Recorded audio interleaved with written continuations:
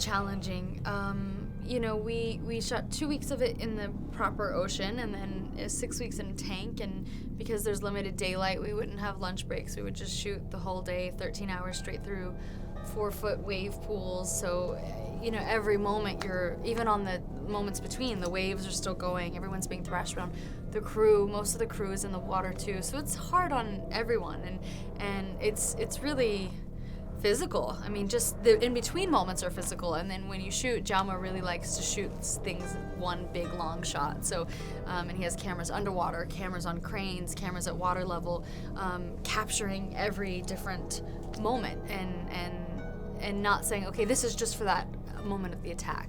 He would say, this is for the whole sequence. So to have the stamina to do that, and then now to add the emotionality of it, that you're fighting for your life, to act underwater, that seems like such a strange thing, but to perform when you're underwater, it's a whole different medium. So it was such a challenge, but that's also what made it so rewarding.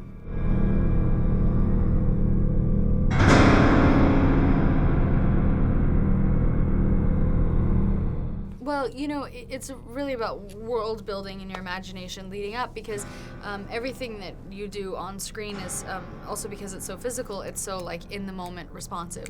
So and there's not a lot of dialogue in this movie. So in order to have something going on behind your eyes, you have to not only imagine the world that you're in, because most of it we shot basically in a giant swimming pool.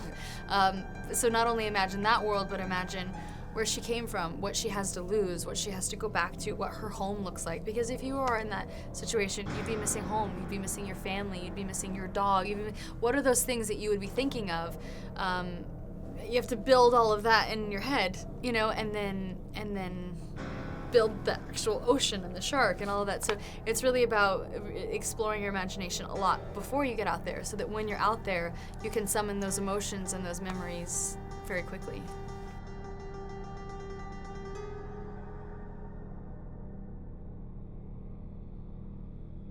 Yeah, I think that she's a very responsible person. She's in her 4th year of medical student, so clearly she's not a person who lives dangerously, but she's running away from something emotionally, her mother's death, that she doesn't want to face. And so the shark is also a parallel for that. We all have those things that plague us that we run from, and we either have to face and conquer them or lose ourselves to them. So, she's being a little reckless because she's thrown, and she's doing things she shouldn't do. She's surfing alone. She's going out at dusk. All the things that she knows not to do, but she's lost, and she's looking to toy with danger a little bit. I don't think that she would acknowledge that, because you never do when you're a little emotionally lost. But she is, and here she is.